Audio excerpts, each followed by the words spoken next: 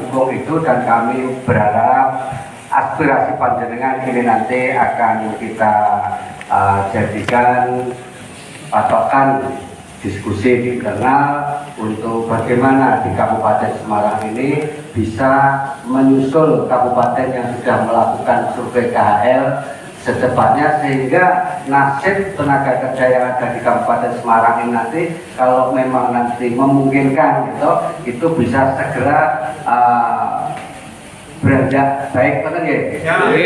Tapi ingat, ini kita juga harus mempertimbangkan iklim investasi yang ada di Kabupaten Semarang. Jangan-jangan kalau kita terlalu memaksakan harus tinggi-tinggi naiknya, ternyata para pelaku usaha nanti malah pada lari, ini juga menjadi bahan pertimbangan.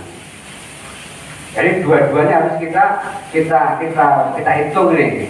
Tapi yang jelas kami mendukung aspirasi panjenengan, dan kami juga nanti meminta dari Kepala Dinas Tenaga Kerja untuk secepatnya melakukan langkah-langkah konkret, melakukan survei KHL seperti halnya yang diinginkan oleh Bapak Ibu semuanya.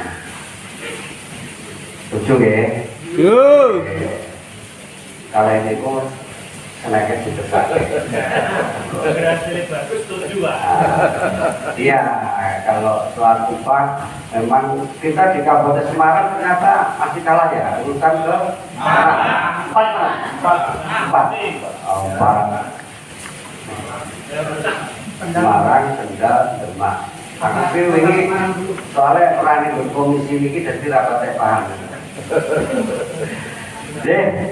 Sementara itu Bapak Ibu, sebelum kita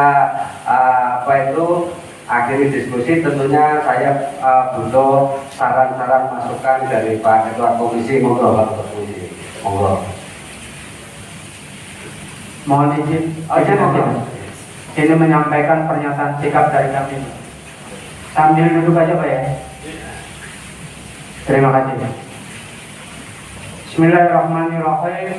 Pernyataan sikap kami, Gerakan Masyarakat Pekerja Ungaran, terdiri dari FKSPN, FSP Parkes Reformasi, SPN, KSPSI, dan KEP, menuntut agar 1.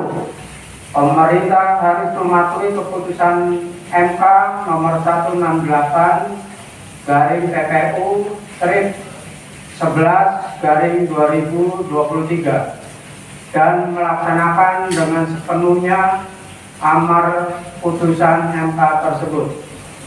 2.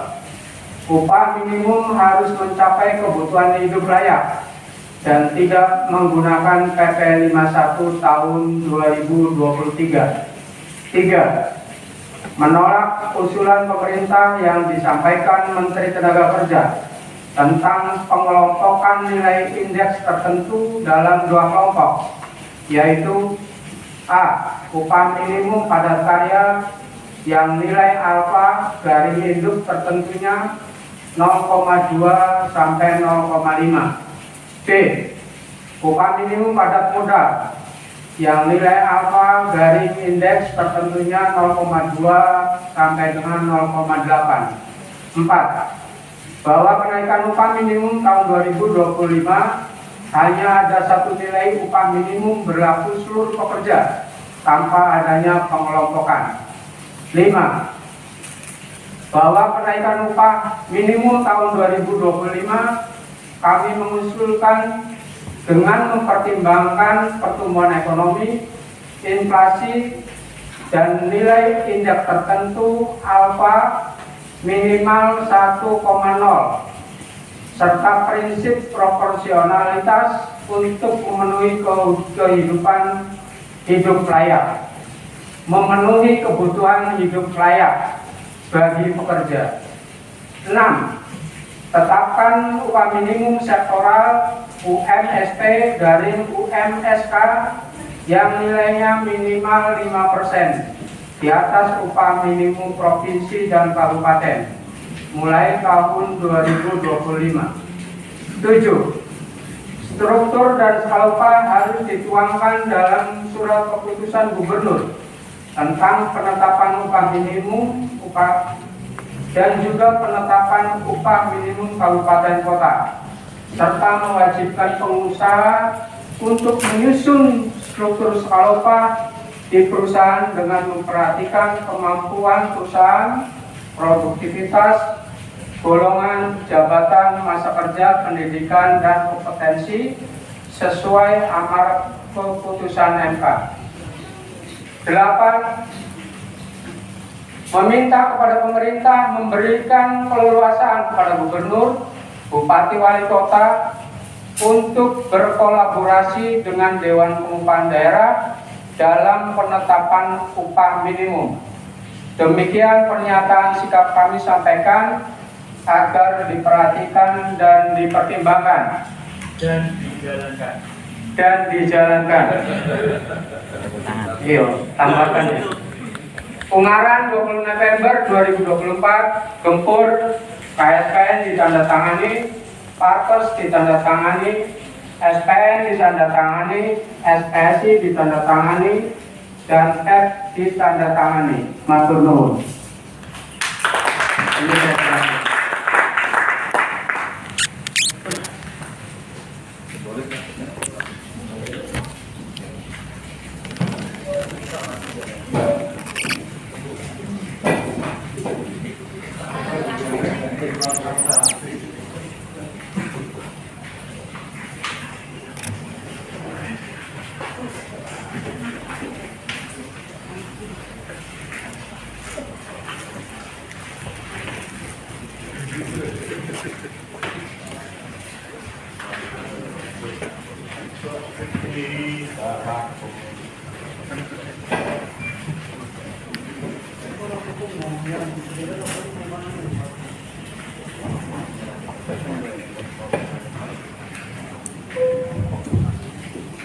Oke, terima kasih Pak Samanta yang mewakili teman-teman.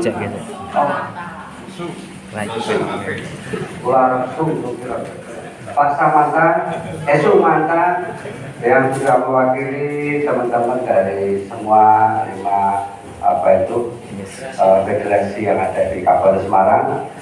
Pernyataan sikap panjenengan yang berisi ada 8 poin.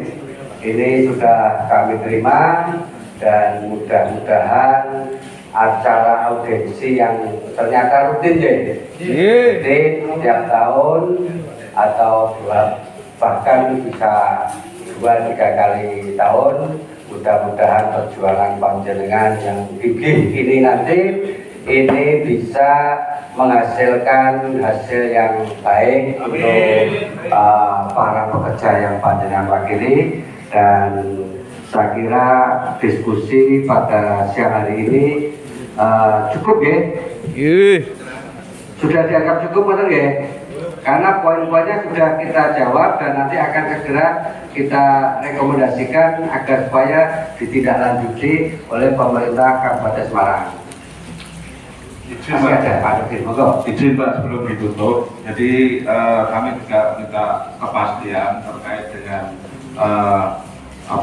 diskresi survei ini, kan ini menjadi kewenangan pemerintah daerah. Jadi saya harapkan tadi dari statement Pak Wakil Ketua sudah menyetujui. Kami minta mendorong juga untuk dari eksekutif untuk segera bisa melakukan kegiatan tersebut, Pak, supaya kata tadi sebut bola dan tidak ketinggalan. Mungkin itu Pak. Terima kasih Pak. Terkait dengan deadline tentunya nanti kita di DPR ini kan sepakat ya. Kita pada dasarnya sepakat dengan panjenengan, tapi nanti koordinasi dengan pihak eksekutif, dalam hal ini Bapak PLT Bupati atau nanti Pak Bupati yang terpilih kembali, ini agar supaya segera menindaklanjuti segera Pak Nurdin nanti ya. Jadi ya mohon bersabar, mudah-mudahan perjuangan jenengan yang sudah berulang kali ini nanti dengan putusan MK yang seperti itu nanti bisa segera ditindaklanjuti. Mboten nggih. Ih, Cekap nggih. lap. Nggih. Sebelum ditutup mungkin pimpinan. Ya pertama terima kasih statement Pak Wakil Ketua tadi. Bapak Pati akan terpilih kembali. Amin. Tepuk tangan. Ya. Itu bagian dari dua. Terima kasih sahabat saya. Informasi saja bahwa beberapa masukan dari teman-teman untuk agar kita APBD kita untuk mensupport kegiatan salah satunya Medi, sudah kita sepakati di Banggar dan insya Allah nanti paripurna tinggal pesannya. Amin.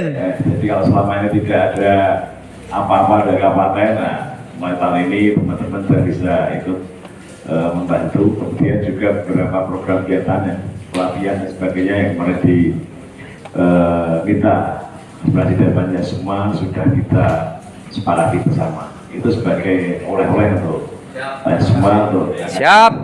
di tahun 2025. Tepuk tangan untuk semua. Oke, dulu Pak Wino, terima kasih. Terima kasih Pak Cito, informasi yang mengembirakan. Dan nyambal kemarin ya anggarannya ya? Wah, sudah tenang Pak. Di pelaku